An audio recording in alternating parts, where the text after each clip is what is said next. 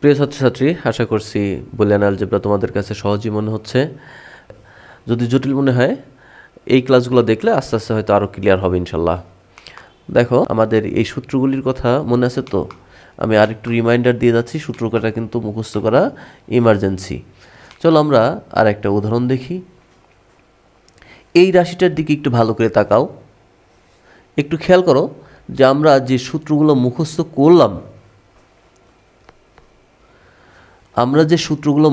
করলাম, সেই সূত্রগুলো কি এখানে অ্যাপ্লাই করা যায়? কোনো সূত্রই কিন্তু এখানে অ্যাপ্লাই করা যাচ্ছে না। না ডি মর্গানের সূত্র, না মৌলিক উপপাদ্য, না বিভাজন উপপাদ্য, কোনোটাই অ্যাপ্লাই করা এখানে যাচ্ছে না। তাহলে এখান থেকে কি করা যাচ্ছে? দেখো, এই যে এই দুইটা অংশের মধ্য থেকে কিন্তু এ আর সি, এই যে এ সি, এখানে এ সি, এই দুইটা অংশ কমন নেওয়া যাচ্ছে। নিলে কি থাকছে? বি প্লাস বি বার, তার মানে এখানে খেলা কিন্তু এখানে আছে। এই যে বি প্লাস বি বার, তার মানে এটা 1 হয়ে গেল। এই যে A plus A bar equal to 1, তার মানে B plus B bar equal to 1। ওই সূত্র অনুসারে এটা 1 হচ্ছে। এখন এসির সাথে 1 গুণন করলে যা আছে তাই। এখন এটা কিন্তু আমি আবার বিভাজন উপপাদ্যে ফেলতে পারতেছি, তাই না? বিভাজন উপপাদ্যে যে এ প্লাস বিসি উল্টা করে নিচ্ছি, just a plus BC, just এখানে উল্টা, বিসিটাই আগে লিখছি, এটাও ওই পাশে, ঘটনা তো একই। অর্থাৎ এটা একবার এবার এর সাথে যোগ হবে, এবারটা একবার সির সাথে যোগ হবে। অর্থাৎ এই যে এবারটা এর সাথে যোগ হলো আর এবারটা সির সাথে যোগ হলো। এই এখন এ প্লাস এবার এটা সমান আবার 1, এই যে এ প্লাস এবার ইকুয়াল টু 1, এটা সমান 1। তাহলে 1 গুণন সি প্লাস সি বার। এখন 1 এর সাথে গুণন করলে কি হবে? যা আছে তাই বসবে। এই তো, এটাই অ্যান্সার। এই হচ্ছে সরলীকরণ। সূত্রগুলো মুখস্থ থাকলে একদম নাথিং। আমরা আর একটা উদাহরণ দেখি।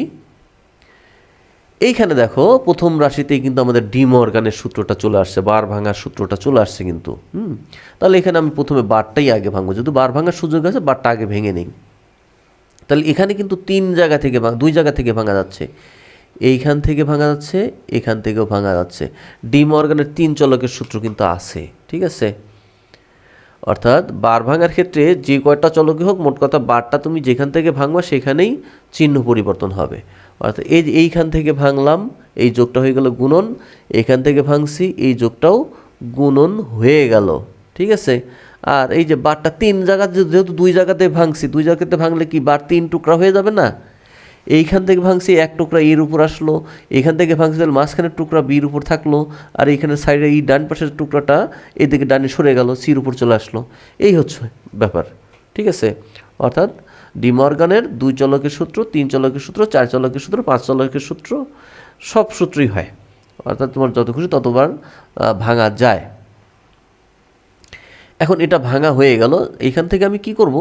এখন এই সির উপর থেকে ডাবল বারটা তুলে দেবো, সাথে যেহেতু এই বি বার সি এই অংশের সাথে গুণন আছে, তার মানে কি ব্র্যাকেটটা তুলে দিলেই এই অংশটা এদের সাথে গুণন হয়ে যাবে, এরাও গুণন, তাহলে এটা পাশাপাশি জাস্ট বসে যাবে। এই যে সির উপর থেকে ডাবল বারটা তুলে দিলাম আর ব্র্যাকেটটা তুলে দিলাম, আর এই বি বার সি এদের সাথে গুণন, এই জন্য বি বার সিটা এদের সাথে গুণন হয়ে গেল। হ্যাঁ, সবাই কিন্তু গুণন হয়ে গেল। আর আমি এখান থেকে এই ডটগুলো তুলে দিয়েছি। এখন একটু রাশিটাকে সাজানো কেমন? এই যে এই বিবারটার সাথে এই বিবারটা নিয়ে আসলাম, আর এই সিটা এই সির পাশে নিয়ে আসলাম, ঠিক আছে? এতে কি হবে? দুইটা সেম জিনিসের গুণনফল একটা হয়। ওই যে একটা মৌলিক উপপাদ্য আছে, এ গুণন এ ইকুয়াল টু এ, মৌলিক উপপাদ্যের মধ্যে আছে না, এ গুণন এ ইকুয়াল টু এ, মানে দুইটা একই জিনিসের গুণনফল একটা হবে। অর্থাৎ সি আর সি গুণন করে একটা সি হলো, আর বি নট গুণন করে একটা বি নট হলো। এখানে যদি আরও 4-5টা বি নট থাকতো তাহলেও কিন্তু তাদের গুণনফল একটা বি নটই হতো। এই তো, এই জন্য আমি এখানে জাস্ট সাজাইছি, সাজানোর পরে এই মানটা আসলো, এটাই আমাদের অ্যান্সার। আমরা আর একটা উদাহরণ দেখি। এখানেও আমাদের কিন্তু ফার্স্টেই ডি মর্গানের বার ভাঙাটা চলে আসছে, ঠিক আছে? তাহলে এখান থেকে বারটা ভাঙলে কেমন হচ্ছে? এই যে এ নট গুণন বি নট, অর্থাৎ এই যে এখান থেকে ভাঙলাম, অর্ধেক এর উপর আসলো, বাকি অর্ধেক বির উপর চলে আসলো, আর যোগটা কি হয়ে গেল? গুণন হয়ে গেল। হ্যাঁ, আর এদিকে যেমন আছে আমি তেমনই রাখলাম, এদিকে আর চেঞ্জ করলাম না। আচ্ছা, ওকে। এইবার কি করব? যেহেতু এরা গুণন আছে, আর এই পাশে যেহেতু যোগ আছে তাহলে এই ব্র্যাকেটটা না রাখাই যুক্তিসঙ্গত। এই ব্র্যাকেট রেখে অযথাই এখানে ঝামেলা করছে, ব্র্যাকেটটা তুলে দেই। হ্যাঁ, আর এখানে ডটটা রাখলেও রাখতে পারো, না রাখলে না রাখতে পারো। বারটা তুলে দিলাম এখান থেকে, সরি এই ব্র্যাকেটটা তুলে দিলাম, তুলে দেওয়ার পরে এই অবস্থাটা দাঁড়ালো। এখন এখান থেকে দেখো দুইটা রাশির মধ্যে আর কোনো সূত্র অ্যাপ্লাই করা যাচ্ছে না, কিন্তু এই এ বারটা কমন নেওয়া যাচ্ছে, তাই তো? তাহলে এখান থেকে যদি এ বারটা কমন নেই তাহলে কেমন হচ্ছে, এখানে থাকলো কি বি বার আর এদিকে থাকলো বিসি। এখন এটা কিন্তু আমাদের এই যে এটা কিন্তু আমাদের বিভাজন উপপাদ্যে পড়লো, তাই না? এটুক বিভাজন উপপাদ্যের মধ্যে চলে আসলো। এখন বিভাজন উপপাদ্য অ্যাপ্লাই করি, যেই সূত্রটা এ প্লাস বিসি, এই সূত্রটা চলে আসলো। এখন এই সূত্র অনুসারে বি বারটা একবার বির সাথে যোগ হচ্ছে, বি বারটা একবার সির সাথে যোগ হচ্ছে, অর্থাৎ এই এ বারটা এখানে থাকলো যেমন আছে তেমনই রাখলাম, আর এই বি বারটা যে বির সাথে যোগ করলাম, আর এই বি বারটা একবার সির সাথে যোগ করলাম। এখন এটা কি আবার সূত্র পড়ছে না? এই যেটা মৌলিক উপপাদ্য পড়ছে না, এ প্লাস এ বারের সূত্রটা পড়ছে, ওটার সঙ্গে A plus A bar equal to কত 1, তাহলে এটাও 1 হয়ে যাবে এই সূত্র অনুসারে। যেটা 1 হয়ে গেল, এটা যেমন আছে তেমনই থাকবে, অর্থাৎ এ বারটা এদের সাথে গুণন হবে। ঠিক আছে, এটাই অ্যান্সার। আমরা আর একটা উদাহরণ দেখি। এখন যা আছে অধিকাংশই ওই ডি মর্গানের সূত্র অ্যাপ্লাই করার মতো। আচ্ছা, এইটার এখন ভাঙবো কোথা থেকে? এটা সবচেয়ে বেটার এইখান থেকে আগে একটু ভেঙে নেওয়া, তারপরে ভিতর থেকে এনতে ভাঙবো।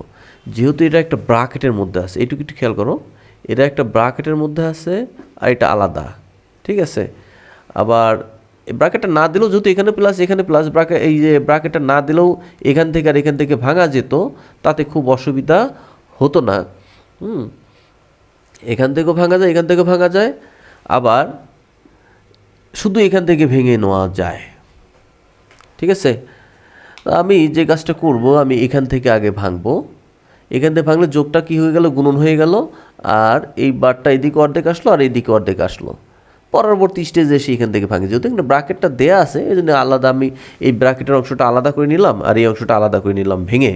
হ্যাঁ, যদিও এখানে দুই জায়গায় যোগ, এই ব্র্যাকেটের তেমন কোনো দামই নাই, সুতরাং এই ব্র্যাকেটটা যদি না থাকতো তাহলে এখান থেকে ভাঙা যেত, এখান থেকে ভাঙা যেত, ওভাবে করলেও হতো, অঙ্কটা হবে। হ্যাঁ, তা আমরা একটু ইজি ওয়েতেই আগাই। তাহলে এখান থেকে ভাঙা হয়ে গেল, এখান থেকে এই ডাবল বারটা তুলে দেবো এখন। হ্যাঁ, আর এইখান থেকে পরবর্তী স্টেজে ভাঙবো। এখান থেকে ভাঙলে কি হচ্ছে, এই প্লাসটা গুণন হয়ে গেল, এদিকে ডাবল বার হলো, এদিকে ডাবল বার হলো, ডাবল বারটা তুলে দিলাম, ডাবল বার তুলে দিয়ে ব্র্যাকেটটা তুলে দিয়ে সবাই গুণন হয়ে যাবে। এই যে সব, যদি এই অংশটাও গুণন এই অংশটাও গুণন, ব্র্যাকেট তুলে দিলে গুণন পাশাপাশি জাস্ট বসে যাবে। এটা সিম্পল গুণন, এ নিয়ে আমি আর কথা বললাম না, 9, 10-এর গুণন। এখন জাস্ট এখানে একটু খেয়াল করো, এ বি গুণন এ বি দুটো সেম জিনিস না? এ গুণন এ ইকুয়াল টু যদি এ হতে পারে, তাহলে এ বি গুণন A B equal to A B হতে পারে। এক্স ওয়াই জেড গুণন X Y Z equal to X Y Z, এভাবে এটা সমাধান করতে পারো। অথবা সাজাই নিতে পারো, এর পাশে এ আনো, বির পাশে বি নিয়ে যাও, এ গুণন এ ইকুয়াল টু এ, বি গুণন বি ইকুয়াল টু বি, ঘুরে ফিরে একই ঘটনাই হবে। ঠিক আছে, এটাই হচ্ছে অ্যান্সার। আমরা আর একটা উদাহরণ দেখি। এটা একটু খেয়াল করি, বার যদি থাকে আগে তুমি আগে বার ভেঙে নিবা, প্রথম ফার্স্ট চান্সে তুমি আগে বারটা ভাঙো। এখন এখান থেকে যদি বারটা ভাঙি তাহলে কেমন হচ্ছে চেহারাটা, যে এই গুণনটা হয়ে যাচ্ছে যোগ, আর বার এদিকে অর্ধেক আসলো ওদিকে অর্ধেকে গেল, তাহলে এ বার যোগ বি বার, আর এটা যেমন ছিল তেমনই লিখলাম। লিখার পরে এখন এই অংশের সাথে দেখো, এই রাশিটা যদি আমরা একটু খেয়াল করি, ভালো করে তাকাও, এখানে কোনো মৌলিক উপপাদ্য অ্যাপ্লাই করা যাচ্ছে না, আর ডিমর্গানও না, বিভাজনও না, কোনো সূত্রে অ্যাপ্লাই করা যাচ্ছে না, তাহলে কমনও নেওয়া যাচ্ছে না। কিন্তু কি করা যায়, এখানে কিন্তু এই অংশের সাথে এই অংশটা গুণন করা যায়। এই গুণনটার কথা মনে আছে, ওই প্রথম দিকের ক্লাসে দিকে কিন্তু আমি এই গুণনটা দেখাইছিলাম, যে এটা কী হবে, এ বারটা এর সাথে গুণন হবে, এ বারটা একবার বির সাথে গুণন হবে, এই বি বারটা একবার এর সাথে গুণন হবে, এই বি বারটা একবার বির সাথে গুণন হবে, মোট 4 বার গুণন হবে। এই যে এ বার গুণন এ, এবার গুণন বি, এই যে এবার বি বার দিয়ে বি বার গুণন এ, বি বার গুণন বি। এই যে এখন দেখো এই রাশিটা একটু খেয়াল করো, এইখানে কিন্তু দুইটা মৌলিক উপপাদ্য অ্যাপ্লাই করা যাচ্ছে এখানে। কি কি? যে এ বার গুণন এ, এটা কি 0।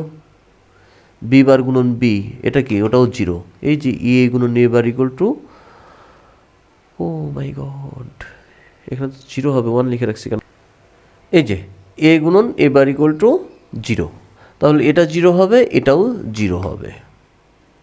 এখন 0 যোগ করলে যা আছে তাই, ওগুলো ভ্যানিশ হয়ে যায়, 0 ভ্যানিশ হয়ে যাবে। তাহলে এখানে থাকলো কি? এ বা A not B plus A B not, বা A bar B plus A B bar, যেভাবে খুশি তুমি সেভাবে পড়ো। A not B plus A B not. হ্যাঁ, এইখানে কিন্তু আর একটা সূত্র পড়ে গেছে, তোমাদের পর্যায়ক্রমে সূত্রের একটা প্যারা দিচ্ছি কিন্তু আমি। হ্যাঁ, কিন্তু সূত্রগুলো না মুখস্থ করলে কিছুই করার নাই, উপায় নাই, মুখস্থ করতেই হবে। নতুন একটা সূত্র, এ এক্সক্লুসিভ বি, এটা হচ্ছে এক্স অর গেটের সূত্র, এটাকে বলা হয় এক্স অর গেট। আমরা ওই লজিক গেটের মধ্যে এর পরবর্তীতেই আমরা লজিক গেটটা শুরু করব। লজিক গেটে গিয়ে এই সূত্রগুলো পাবো। ওর মধ্যে একটা লজিক গেট আছে এক্স অর গেট, সেই এক্স অর গেটের সূত্র হচ্ছে এ এক্সক্লুসিভ বি। এই যে বৃত্তের মধ্যে একটা প্লাস চিহ্ন, এটাকে বলা হয় এক্সক্লুসিভ। কেউ কেউ এক্স অর বলে, কেউ কেউ ডিরেক্ট সাম বলে, যেমন খুশি তেমন তুমি বলো। এ এক্সক্লুসিভ বি, এই এক্সক্লুসিভ বিকে যদি তুমি ভাঙো তাহলে তুমি এই রাশিটা পাবা, অর্থাৎ A not B plus A B not. কী বলছি? এ এক্সক্লুসিভ বি, এটাকে যদি তুমি ভাঙো তাহলে তুমি এই রাশিটা পাবা, A not B plus A B not. এটা হচ্ছে এই রাশিটা হচ্ছে এটার সূত্র। হ্যাঁ, এটার ভাঙার সূত্র, আর এটাকে বলা হয় এক্স অর গেটের সূত্র। তুমি যদি এখানে রেখে অ্যান্সার দিতে চাও তাহলেও তোমার অ্যান্সার হবে। এখানেও অ্যান্সার লিখতে পারো, এখানেও অ্যান্সার লিখতে পারো, বোথ ইজ কারেক্ট। ঠিক আছে, ওকে। আজকের ক্লাস এই পর্যন্তই, আগামীতে আরও ক্লাস দেখবো ইনশাল্লাহ।